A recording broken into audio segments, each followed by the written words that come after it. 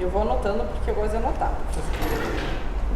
Doutor, quando o senhor chegou em Cascavel, conta assim um pouquinho da sua história. A primeira vez que eu vim a Cascavel foi para visitar meu irmão, né? Que ele era médico recém-chegado na cidade, anestesista, e eu vim passar um feriadão no auge do inverno de 2011, né? Entre churrasco, vinho, uma janta. Ele acabou brincando comigo, né? Por que não vem para cá? E aí minha esposa na hora disse, eu topo. E na hora que ela disse eu topo, ela passou a responsabilidade para mim. Porque em São Paulo ela já tinha uma carreira, eu já tinha quase 9 anos em São Paulo, era diretor de uma empresa de ambulância e transporte aéreo, trabalhava no SAMU de São Paulo, e sair de São Paulo era um negócio que eu não imaginava, ainda mais vindo para o interior. E qual cidade o senhor morava lá? Eu morava na capital. Na capital Morava mesmo? na capital, eu morei 10 anos em São Paulo, capital. Eu imaginava um dia sair de São Paulo e voltar para Brasília, onde eu tinha morado, voltar para Maceió, mas não vim para uma cidade do interior, né? Mas sem dúvida nenhuma foi a melhor escolha que eu fiz para mim e para minhas filhas também, foi passar esses 9 anos em Cascavel. E o seu irmão continua morando aqui? Continua. Ele fica. Ele é anestesista, Eu não sabia. casado com uma cascavelense, e ele fica. Ele fica. E ele trabalha onde? Aqui na... Trabalha em várias clínicas, ele tem uma empresa de anestesia e fornece anestesista em várias clínicas, é sócio de uma clínica aqui perto também. Trabalha em hospitais, no HU, São Lucas. Então foi a questão familiar, convívio familiar que trouxe o senhor para cá. A convívio familiar, ter a oportunidade de criar as filhas numa cidade menor, muito mais segura, com qualidade. Minhas filhas viviam dentro de um apartamento pequeno em São Paulo, né? Brincavam na área de lazer do prédio e só. Né? Não tinham 2 meninas, Ana Beatriz e Ana Laura. Beatriz, Ana Laura. Qual a idade delas? A Ana Beatriz tem 15, a Ana Laura tem quase 14, ainda tem 13 anos. E a sua esposa trabalha com o quê? Minha esposa é médica, pediatra, intensivista, trabalha em ambiente crítico com crianças, né? Eu trabalho no ambiente crítico com adultos, ela é crítico com crianças. Ela trabalha no HU, no São Lucas, e trabalhava na UPA Tancredo Neves, era plantonista da pediatria da UPA Tancredo Neves durante quase 4 anos. E os dois se formaram em Maceió? Fomos colegas de turma. Legal. A gente estudou junto o tempo inteiro, na mesma faculdade, na mesma turma, mas nos encontramos como casal no último semestre, já no finalzinho. E aqui em Cascavel, conta um pouquinho da sua trajetória, assim, o senhor Pois chegou é. quando? Então, Como foi? após esse desafio que meu irmão fez, né, de vir para cá, eu passei um tempo para poder pensar, né, para ver se era bom para a gente, se não era, porque eu estava muito bem em São Paulo. Né, eu trabalhava numa empresa muito grande de ambulâncias privadas, né, era uma Translife, só que com 300 ambulâncias. Imagine, 300 ambulâncias. A gente tinha uma operação com 40 UTIs móveis todos os dias. E a gente atendia os principais hospitais de São Paulo, os principais planos de saúde. Eu fazia alguns eventos de grande porte, Fórmula 1, eu trabalhei vários anos na Fórmula 1, Corrida de São Silvestre, Maratona de São Paulo, estádio de futebol. E eu fiquei naquele dilema, nossa, mas eu vou largar isso aqui tudo e vou para o interior, né? Mas a minha esposa estava disposta, ela estava cansada de São Paulo, e eu falei, quer saber de uma coisa? Eu vou embora. E foi quando eu conheci, mais ou menos nessa época, o Dr. Miroslau, né? A gente acabou almoçando em São Paulo, e ele me falou que estava sendo montado um SAMU regional aqui. Né? Só tinha o SAMU em Cascavel, e o objetivo era ter uma operação que atendesse 43 cidades. Existia a expectativa da vinda de um helicóptero. E aí ele me colocou o desafio, ó, se você puder ir para lá e nos ajudar de alguma forma, né? Mas obviamente ele era diretor da regional, ele não podia me prometer nada. Eu vim, assim... Sem promessa nenhuma. A sinalização de que existia o SAMU regional. Mas eu vim em janeiro, eu fui contratado em abril pelo CONSAMU. O então diretor-geral, na época, o Peixoto, foi contratado primeiro que ele, foi o funcionário número 1, eu fui o funcionário número 2. Neste meio tempo, trabalhei... 13. já em janeiro, já em 2013. Eu cheguei aqui em 29 de janeiro de 2013. E aí tive a oportunidade de trabalhar no São Lucas, da plantão, na UTI, na UOPECAM. Surgiu uma oportunidade para ser professor de cardiologia, quer dizer, caiu no meu colo a oportunidade, o convite do Dr. Rui Almeida, e a vida foi se arrumando até que o Consamu me chamou. E aí o prefeito Edgar, o vice Maurício, o Dr. Miroslav, a gente teve uma conversa lá no aeroporto, eu me lembro perfeitamente, me lembro como fosse ontem. A gente conversou lá, o Dr. Miroslav me apresentou, o prefeito Edgar, que era o presidente, e o prefeito Edgar disse, eu não te conheço, mas você tem boas referências. Nunca trabalhamos juntos, mas podemos experimentar trabalhar juntos. Eu falei, tá bom, prefeito, o senhor não vai se arrepender. E aí eu fui nomeado no dia seguinte, com o objetivo de, junto com, na época, com o Peixoto, com a Miriam Carlotto, que veio acho que veio da educação, depois o Marciano foi contratado também, éramos nós 4. O senhor se sentiu acolhido, então? Chegou Sim. na cidade e já foi acolhido, Nossa, né? tinha plantão, tinha trabalho, tinha oportunidade de dar aula, tinha oportunidade de repente, ajudar na formatação do Consamu. Lá atrás a gente não sabia ideia do que ia ser o Consamu hoje, ninguém imaginava que ia ser o monstro que é hoje. Tem mais de 1.200 funcionários, a gente estava trabalhando com 250 funcionários. E foi um desafio que... O senhor ajudou, na verdade, o senhor é a história do Consamu, né? Um pouquinho, ajudei um pouquinho com os outros diretores da época, com a experiência que eu trouxe da empresa privada. Eu acho que isso me ajudou muito, eu tinha uma experiência muito grande no segmento privado, de ambulância, de transporte, de emergências, e era médico do SAMU de São Paulo há 9 anos, eu era concursado da prefeitura lá. Eu trabalhava na rua, no privado eu trabalhava num gabinete, no escritório. No público eu trabalhava na ambulância, então eu via um lado e via o outro, então na hora de contribuir com o Consamu, eu procurei... Eu pensei e trouxe e sugeri o que eu vi melhor. Então, alguns erros que a gente cometia no segmento privado, a gente não cometeu aqui. Alguns erros que eu via do SAMU de São Paulo, ou de outros SAMUs, de outros contatos que eu tinha, a gente já não repetiu aqui. Então, acho que isso acabou ajudando. Tinha um pessoal administrativamente muito forte, eu dei contribuições técnicas, de regulação, de treinamento, de uniforme, a configuração da central, o desenho da central, onde colocar as pessoas na central, o desenho do uniforme, os kits para licitar as mochilas, os medicamentos, os equipamentos. Toda a questão operacional. Toda operacional. Visitar as cidades, eu visitei todas as cidades que tinham base do SAMU.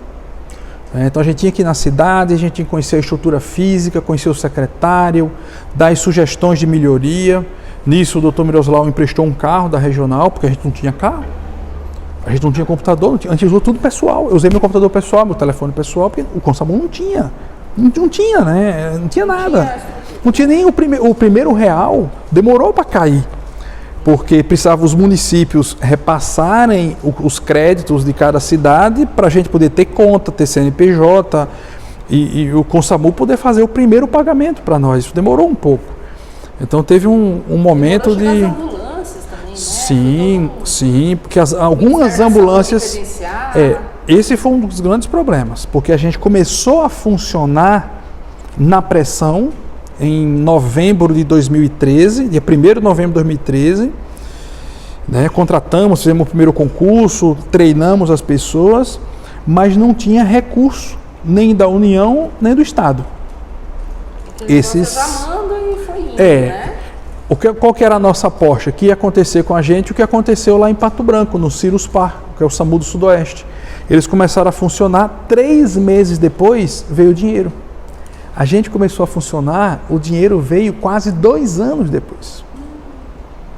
Então o Consamu ele correu um sério risco de fechar em 2015, porque os municípios ficaram contribuindo e mantendo o consórcio funcionando durante quase 2 anos.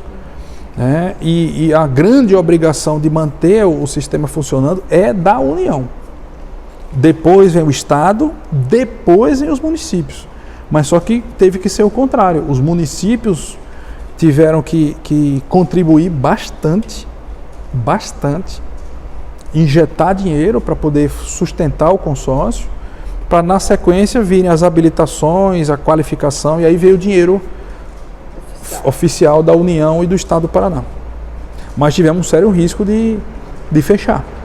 A gente discutia até ter uma assembleia para encerrar as operações. E isso doeu muito, né? Porque deu muito trabalho. Deu muito trabalho chegar onde a gente já tinha chegado, né? Com o helicóptero, com a regulação, com as ambulâncias, com mais de 30 mil atendimentos realizados naquela época. E de repente, como é que você ia retroceder? Sim. Por uma questão que a gente via que era político-administrativa lá em Brasília para poder ser liberado, né? Mas aí um deputado federal, ligado ao PT na época, conseguiu trazer a portaria de habilitação. E aí a gente, literalmente, a gente conseguiu respirar. Nossa, eu me lembro perfeitamente o dia que chegou no WhatsApp a portaria. Foi um alívio absurdo. Porque a gente já considerava com a possibilidade de ter que parar. E o senhor acha que hoje, assim, olhando todo esse trajeto, essa trajetória, né? O dever foi cumprido? Como que você analisa hoje esse trabalho do Consamu? Eu estou saindo, né? Já saí. Então, olhando para trás, eu acho que a gente já conseguiu cumprir o nosso papel enquanto serviço há algum tempo atrás. A gente já tinha alcançado os objetivos há algum tempo atrás. Em ter uma operação forte, em ter uma operação técnica, em ter os serviços sendo solicitados pelos municípios. Era para ser só SAMU. Mas hoje é SAMU, 4 UPAs, 2 hospitais e uma central de macro-regulação. Ou seja, o que a gente começou lá atrás, o que a gente plantou lá atrás, para ser apenas SAMU, os municípios começaram a ver que podia ser uma parceria maior. E aí surgiram as solicitações para prestar outros serviços. Guaíra começou, depois veio Toledo, Marechal Cândido Rondon, Cascavel, Palotina, agora com o hospital. Então, quando a gente chegou deste tamanho, eu acho que todo mundo já tinha a sensação do dever cumprido, Catu. Obviamente, eu saio com a sensação ainda maior, né? Porque eu vi desde o começo, quando a gente não era nada, não tinha nada, e olha o que é o serviço hoje, né? Com pessoal altamente treinado, ambulâncias novas, o helicóptero disponível, a regulação fortíssima, tanto da urgência como dos leitos, um trabalho assim, que é dito em Curitiba, né, como sendo o melhor SAMU regional do estado. O Consamu é muito bem visto em Curitiba, é um modelo para outros consórcios. O pessoal do Noroeste já veio aqui, de Moarama já veio aqui olhar. O pessoal lá do Norte Novo, não sei se Jacarezinho, já veio aqui, passou um dia olhando. Guarapuava, que está num processo... Experiências. Claro. Guarapuava, que está para regionalizar, já veio olhar como é que funciona. Então, você ser a referência no estado, o Consamu ser a referência no estado, é muito gratificante. Porque está todo mundo olhando e vendo o que foi feito aqui. Eu enxergar que a minha pequena contribuição ajudou nisso aí, nossa, sem dúvida nenhuma é um sentimento de que fiz o que eu precisava fazer. Eu fui contratado para contribuir, para ajudar, e tudo o que aconteceu é fruto do que eu fui contratado, eu fui pago para fazer aquilo ali. Eu cedi a minha experiência, a minha vivência para o consórcio, e é muito bom ver as coisas funcionando. E hoje mesmo fora, há uma semana, tem exatamente uma semana que eu saí, as pessoas ainda me acessam, né? Nem todo mundo caiu a ficha, as pessoas me acessam ainda e dizem, nossa, mas como é que vai ficar? Eu falei, vai ficar igual, porque é um processo de trabalho, é uma rotina, é um protocolo. Então o Rodrigo estava lá liderando, mas agora não é mais o Rodrigo, a Karina vai conduzir, as coisas vão continuar bem. Eu tenho certeza absoluta. E daí, depois de todo esse processo, chegou a pandemia. E assim, pra gente que é imprensa, o senhor foi muito importante em todo esse processo, na sua experiência, né? Uma análise geral dos dados, uma análise da situação epidemiológica. Pois é, Um pouquinho dessa questão, assim, do enfrentamento. Eu achei que o meu papel na pandemia ia ser manter a máquina funcionar, né, treinar as equipes para lidar com o inimigo invisível e não se contaminar, pesquisar o que estava sendo feito em outras partes do mundo em que o vírus chegou primeiro. Então, como transportar, quando transportar, como regular os aparelhos, né, como evitar expor os funcionários a um risco de contaminação. Como atender o paciente melhor e o funcionário ficar bem. Ficar protegido, né? A gente teve muita gente que adoeceu, eu adoeci, eu provavelmente me contaminei atendendo, eu sei qual foi o caso que me contaminou, mas eu achei que lá no comecinho da pandemia, a minha contribuição ia ser sobre esse aspecto, né? De preparar as equipes, buscar informação. Era tudo muito novo. Muito novo, mas aí eu não me lembro exatamente quando surgiu essa questão de comentar, de analisar, né? Não sei se foi no Cantini, não sei se foi internamente, mas aí de repente... O senhor acabou sendo referência. Pois é, eu não percebi quando isso começou. Talvez tenha sido no quadro lá Sua Saúde com o Cantini, quando eu substituí o Dr. Miroslau, que ele saiu para ser candidato lá em julho do ano passado. Né? E aí eu precisava, para falar na rádio, 10, 15 minutos sobre a pandemia, eu precisava buscar indicadores, eu precisava olhar a curva de tendência, eu precisava entender o que era a média móvel, muitas vezes calcular nossas médias móveis. No COI, que a gente participou lá com o Stefanello no comecinho, tinha uma série de indicadores que o município de Cascavel gerava, e aí você precisava ter aquele indicador de Toledo, precisava ter aquele indicador da região, da macro-região, do Paraná, do Brasil, do mundo, em que posição nós estamos. Então você começa a lidar com muito número, né? Aí eu comecei a entender as curvas de tendência. Eu precisei me debruçar em matemática, em estatística, né? Entender os cálculos que eram feitos, porque aí começou o Ministério da Saúde a divulgar, depois virou o consórcio daqueles órgãos de imprensa, e as coisas elas tomaram uma proporção em relação a análise que eu jamais imaginaria, né?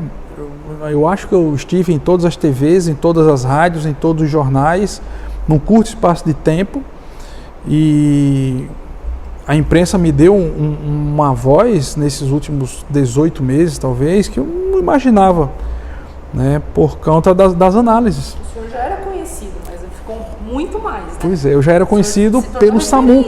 Pelo SAMU, pelo aeromédico, pela regulação, mas eu cheguei a gravar algumas participações, uma delas saiu a nível nacional. A minha análise, desse tamanhinho. Lá quando deu a curva do pico de março, sim. Quer dizer, que a gente explodiu. Aqui em 2021. Em 21, quando o ministro veio, quando o ministro Pazuello esteve lá na UPA, ele veio no dia 4 de março, mais ou menos. Quando a gente estava absolutamente colapsado, né? E uma análise estatística que eu fiz saiu no Jornal Nacional. Quer dizer, eu jamais imaginaria eu aqui em Cascavel analisando um indicador em que eu fazia uma previsão. O ponto-chave foi esse. Eu fazia uma previsão de colapso que iria se estender. Aquela variante amazônica, ela tinha entrado por Manaus, arrasou... P1 amazônica, é a variante, eu acho que é a ômega, acho que é a P1 amazônica. Ela arrasou Manaus, atropelou Chapecó e sambou em cima de Cascavel, tripudiou da gente, ela veio na sequência. Então era um movimento de pessoas que fazia o vírus circular, e logo depois de ter causado aquele estrago com a gente em março, eu falei, ela vai tomar o país. Ela vai matar, e foi. Ela vai matar muita gente. Talvez seja a nossa pior onda. E foi a nossa pior onda. Né? A gente estava ainda tentando começar a querer vacinar e ela causou aquele estrago todo. Então, foi muito difícil. Obviamente, essa semana, mesmo estando fora, eu continuo olhando números.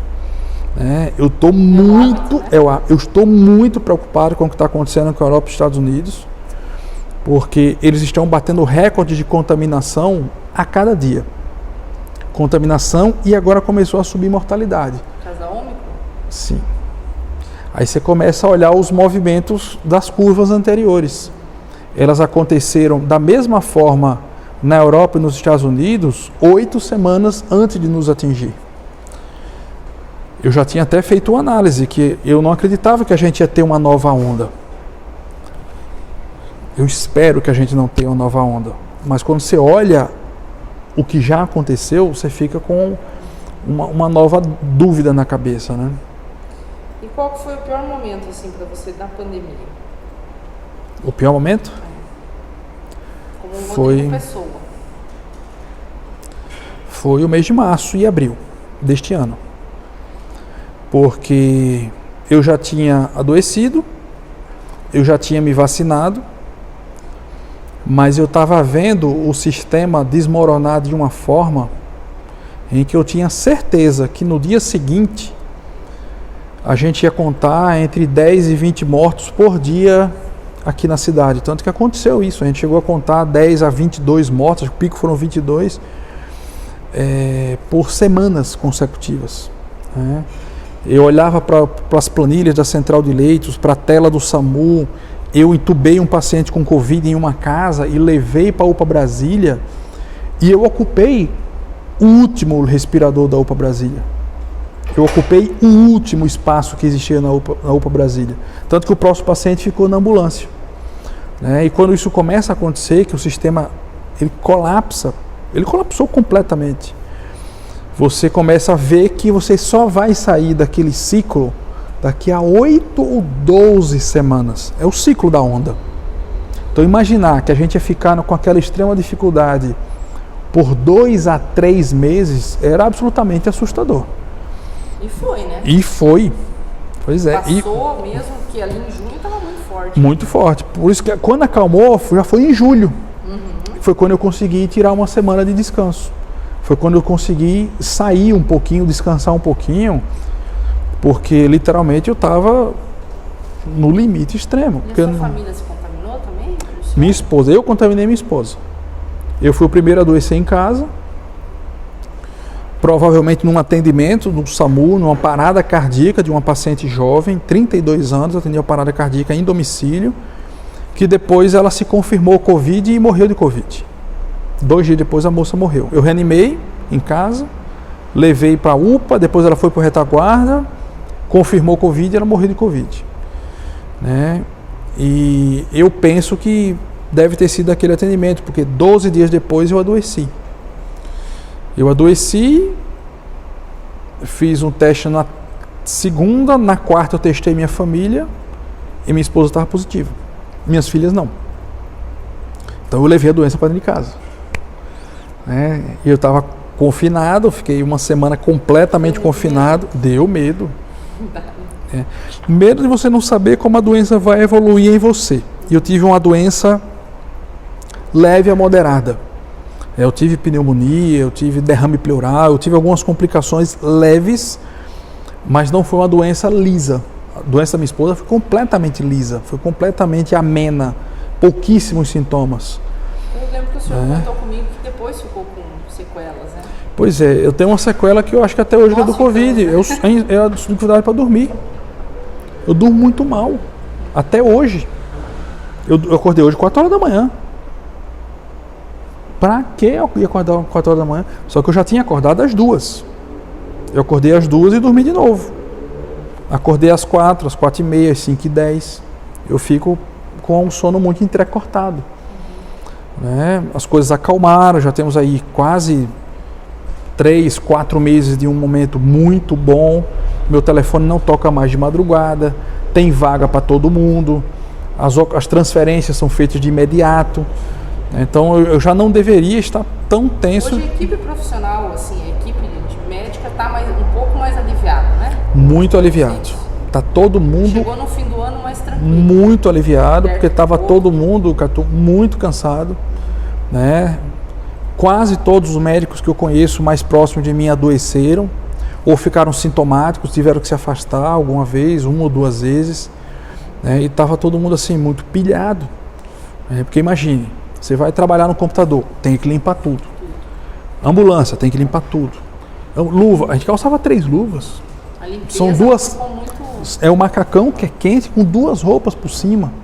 Aquele capacete com aquela face shield, com a máscara que é a N95, que é especial. Meu Deus, aquilo ali é extremamente confortável. Vários de nós machucaram o nariz, machucaram o rosto. Eu não cheguei a machucar, mas ficou bem vermelho meu rosto. E às vezes você fazia 4, 5 atendimentos de Covid num dia. Então, eu acho que... Os pesados e a limpeza, elas ficaram muito presentes com a gente. Sim, sim. Hoje a gente faz pouquíssimos atendimentos Covid. Faz... Covid não, mais suspeitas, né? Hoje os casos são mais suspeitos. Faz 3, faz 5, 1, 2... Mas já fez 60 num dia.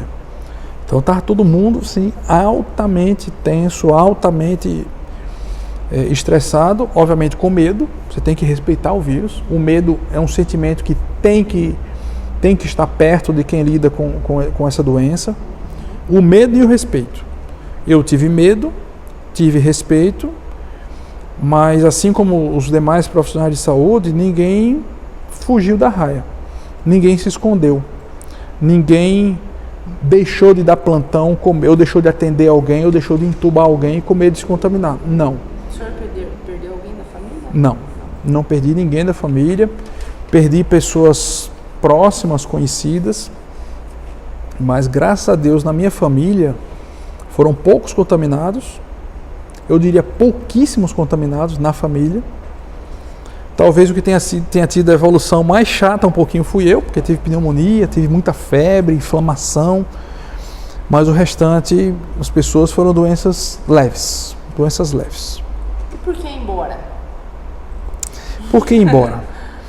Em janeiro deste ano, né, antes disso tudo acontecer, desse caos todo do mês de março, esse ano eu passei o maior período de férias em Maceió. Eu sempre em janeiro ia para casa da minha mãe, ficar com a família. Sempre em janeiro é sagrado ir para Maceió. E este ano eu consegui ficar 21 dias de férias. E foram férias fantásticas. E uma vez lá, tomando um banho de mar, eu cheguei a pensar assim, pensei sozinho, no mar. Pô, por que eu não volto para cá? Tão bom morar aqui, tão divertido, família toda assim numa barraca. Por que não voltar? Por que não voltar antes? Porque... Só que os planos eram familiares de ficar aqui. Envolvia minha esposa, minhas 2 filhas. Nós tínhamos comprado um apartamento novinho, que entregou agora em novembro. Minhas filhas super bem na escola, minha esposa bem no trabalho, eu muito bem no Consamu, na faculdade. Não, aí eu deixei quieto. Só que esse mesmo sentimento minha esposa teve. E por que não voltar antes? Por que não vivermos na praia, perto da família? A família dela também, de lá. Né? O pai está lá, a mãe e 2 irmãs moram em Brasília. Mas o pai está lá, amigos de infância estão lá, colegas de colégio estão lá, a gente tem muitos contatos lá, além de toda a minha família, né? E aí um dia a gente sentou nós 2 para conversar. Então o sentimento que eu tinha, ela também tinha. E a gente disse, e agora? Isso foi uma conversa no carro, as crianças dormindo atrás. E agora? Em casa a gente conversou de novo, pactuamos que a gente só iria dar um passo à frente com total aceitação das crianças. Tinha que ser unanimidade. Tinha que os 4 aceitarem essa radical mudança de vida. Elas lembram muito pouco de São Paulo. Elas cresceram aqui. Elas chegaram aqui com 6 e 5 anos. Então elas se lembram de Cascavel. Elas conhecem Maceió como a casa de praia, a festa, a casa da avó, as primas. E aí a gente teve algumas conversas, os 4, conversas muito difíceis, porque num primeiro momento nenhuma das 2 queria. Num outro momento, uma quis, a outra não. Mas em agosto, a última filha disse sim. Ela disse sim, não, então vamos todos. E aí foi quando a gente, de fato, deu o passo de ver escola, de começar a ver moradia, de conversar com o pai, conversar com a mãe, dar notícia. Até que agora, em outubro, eu tornei o fato mais público, conversando com as minhas chefias, meus diretores, meus chefes, comunicando que eu iria sair agora em dezembro, porque eu sabia que minhas atividades eram críticas. A transição precisava ser bem feita, para não ter nenhum tipo de descontinuidade ou qualquer tipo de perda dos processos de trabalho. E graças a Deus a gente conseguiu cumprir esse objetivo de ajustando, conversando. Então tem mais de 40 dias que eu já sei quem vai ser a diretora do CONSAMU. Que a doutora Karina, que a gente já tinha conversado, eu conversei com ela, o João Gabriel conversou com ela, o nome dela foi validado e a gente pôde ir conversando várias vezes para poder fazer a transição, porque são assim, inúmeras demandas do aeromédico, do protocolo de infarto, da central de regulação, do sistema, da comunicação, da redação, dos processos, os protocolos todos que envolvem a operação e eu não queria, ninguém queria, muito menos eu, nem o João Gabriel, nem o doutor Luiz Ernesto, nem a própria doutora Karina, que houvesse algum tipo de transição traumática. A gente queria que fosse uma transição calma, tranquila. Está sendo. A doutora Karina é uma líder nata. Ela é uma líder, ponto. Ela foi minha aluna na faculdade. Então eu a conheço muito bem. Ela foi aluna da primeira turma que eu dei aula, lá em 2013. E a Karina, ela tem uma postura técnica muito forte. Ela fez uma pós-graduação ligada à Universidade de Harvard. Ela é instrutora de cursos de emergência traumática, de emergência pediátrica, de emergência cardiovascular. É professora da faculdade, da FAG também, e tem um trânsito assim, muito tranquilo entre os serviços, entre os médicos, além da postura de liderança que a atividade necessita e ela tem. Então, foi muito bom ser substituído por ela. E qual que é o seu sentimento, então, assim, de... Saudade. Com Cascavel? Saudade já. Porque você é um pouco cascavelense. Saudade. O sentimento, já tenho saudade. Mas não vai deixar de visitar, né? Não, inclusive a minha primeira vinda já vai ser no meio do ano, em junho eu venho. Eu sou patrono de uma turma da faculdade, a turma 13. Então, em junho eu venho para as festividades de colação de grau, baile, deve ter baile, estão organizando o baile, já pensando que o momento da pandemia continue, eles estão olhando 6 meses para frente. Meu irmão mora aqui, meus amigos moram aqui, os coleguinhas de turma das minhas filhas moram aqui, elas já pediram para voltar a Cascavel, se possível vir um aniversário, vir num feriado. Cascavel, tenho certeza que vai ser um local que a gente vai frequentar, vai visitar, vai voltar, com muito carinho e agradecimento sempre. E o senhor não vai deixar de olhar nossos índices também? Não consigo mais deixar de olhar.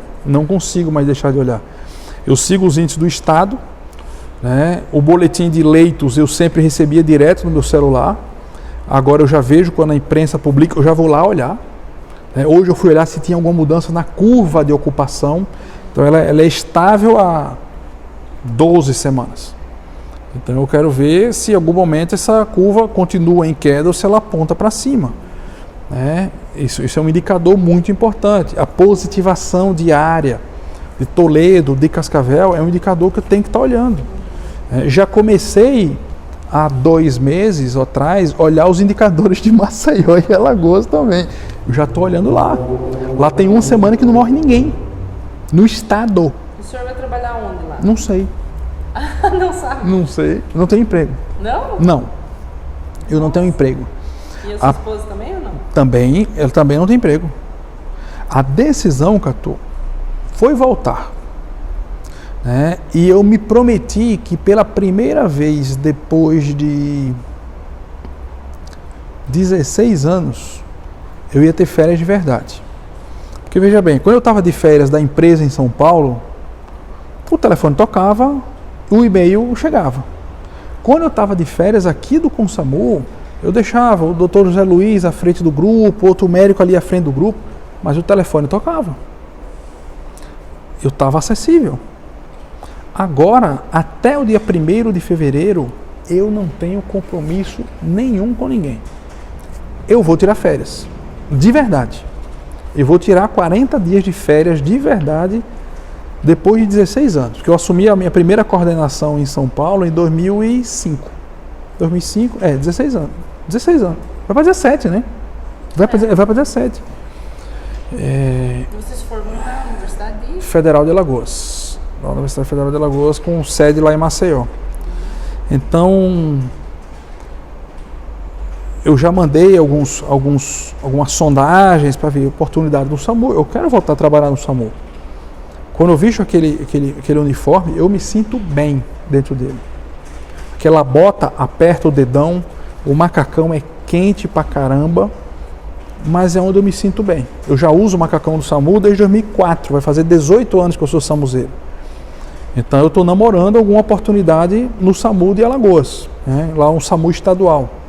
Mas eu não vou trabalhar em janeiro. Não vou trabalhar em janeiro. Vou usar um pouquinho do capital que eu acumulei, o dinheiro da minha rescisão trabalhista. Vou guardar para gastar em janeiro, né? Não trabalhar. Se me chamarem para dar plantão em janeiro, eu vou me amarrar na mesa para não ir. Eu não ir, eu tenho que tirar férias. Certo. Preciso perder peso, preciso fazer atividade física, preciso ajustar a medicação, porque isso tudo também com a pandemia, tudo descontrola. Né? Meus exames estão todos bons, fiz meu check-up mês passado, estão todos em ordem, mas eu sei que eu tenho que cuidar de mim também. Obrigada.